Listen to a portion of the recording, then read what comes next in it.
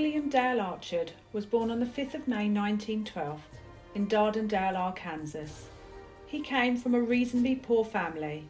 There was no money that could be spent on expensive education, so William, with his fascination in medicine, could not go to medical school, much to his disappointment. He had yearned to be a doctor for years and studied as much as he could at home and used many ways to try and overcome the lack of resources. He eventually got a job in Camarillo State Mental Hospital in approximately 1940. This hospital was famed for its use of shock therapies, mostly using insulin. William learned a lot from this type of treatment, and it just added to his fascination in medicine and what it could be used for. William was not anonymous to police. He had many misdemeanours along the way, and these eventually caught up with him, and in 1950 he was sentenced to 5 years of probation when he was found to be in possession of morphine, which is a prescription-only drug. While he was on probation, his brushes with the law did not stop, and was eventually recalled to a minimum security prison. By 1951, he had escaped and was on the run. This did not last long, and he was caught and sent to a more secure prison, the notorious San Quentin jail, where there was use of a gas chamber and death row for the more serious offenders. This is thought to be where William was lured into more serious crime and where his murdering intent was finally let loose. In 1953, William was released back into society and married a young woman by the name of Zella. She had in fact been William's fourth wife. In July 1956, he made a frantic call to the police to advise them that there had been a serious incident at his house, where he and his wife were robbed and injected with something from a needle. The thieves managed to steal $500, but left lots of valuable jewellery, which was still in plain sight. Police questioned both occupants, who had the same story, although Zella was unable to fully corroborate William's story, as she had been blindfolded by a pillow. Later that day, Zella collapsed and was put into a coma. She died the next day. During the post-mortem, it was found that Zella had in fact been injected 4 times in her buttocks. But with no way to tell what the liquid was, her death was said to be from bronchopneumonia. But the coroner was left feeling rather suspicious. The police search revealed a used needle and some insulin in William's bathroom.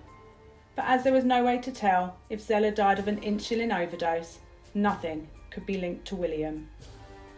Soon after Zella's death, William had fallen in love with another woman, whose name was Juanita, and he married her and they lived together in Las Vegas, Nevada. This marriage was not to last long, as on the 12th of March 1958, Juanita was comatose, a paltry 2 days after she wed William, and less than 2 years after the suspicious death of Zella. As Juanita was addicted to barbiturates and had many needle marks on her body, the hospital put her death down to an overdose. William, a serial matrimonialist, was to strike again. This time he married for the 6th time to Gladys. He and his new wife's ex-husband went on a business trip, which was to prove fatal for one of the men. In March 1960, Frank Stewart was taken to a hospital in Nevada after an accident in a public toilet. William had told the police that Frank slipped on a banana skin in the toilets and banged his head, which knocked him out, and later was the main cause of his death. The police saw this as a terrible accident and the case was closed. The authorities were suspicious of all the people around William dying, but without any evidence, they were reluctant to act. Sergeant Andre had William in his sights, and yet another accident drew Andre closer to getting his man. This time it was Bernie Archard, who was William's 15-year-old nephew. He died in a terrible hit-and-run accident, where again he never regained consciousness, and again insulin levels were not tested. It has been said that the head injury of Bernie was a lie, and William had been able to fake the common symptoms with different medical intrusions. He died 10 agonising days later on the 2nd of September 1961. One of the astute doctors on Bernie's case did in fact do further tests and found that it could be highly likely that Bernie's coma was down to an insulin overdose and not a car accident. But he was overruled and the death was seen as a terrible accident at the hands of an unknown assailant. William married for the 7th time to a lady named Mary Brinker Arden. She also died of head injuries from yet another car accident. She died on the 2nd of November 1966, just 18 months after she married William. A new policeman was assigned to the case. He was called Lieutenant White. He managed to decipher some of the complications surrounding William and his many wives. A year into his marriage to Mary, she had become bankrupt.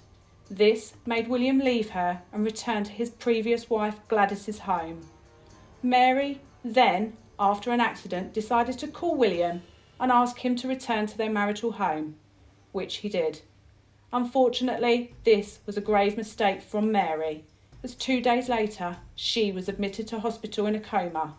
Blood tests showed that her insulin levels were dangerously low.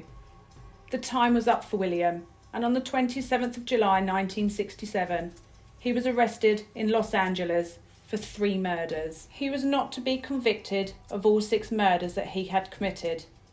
He had also been suspected of committing 1 death, which was William Jones in 1947, who was in fact his first wife Eleanor's husband, and was only able to marry Archard after Jones had died.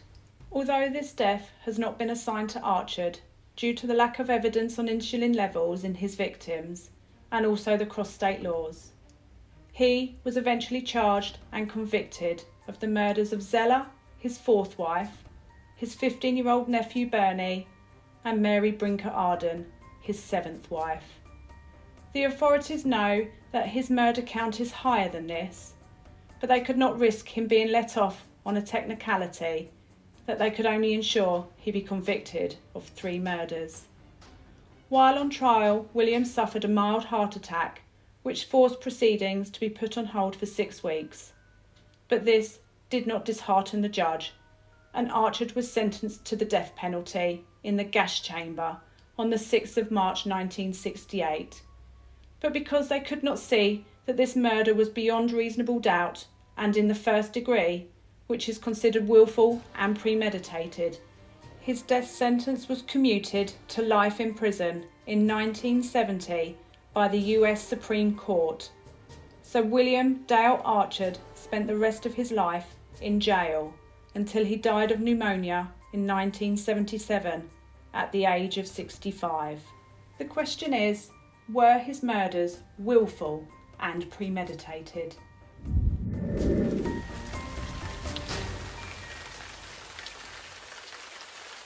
Thank you for listening to Crime Busters.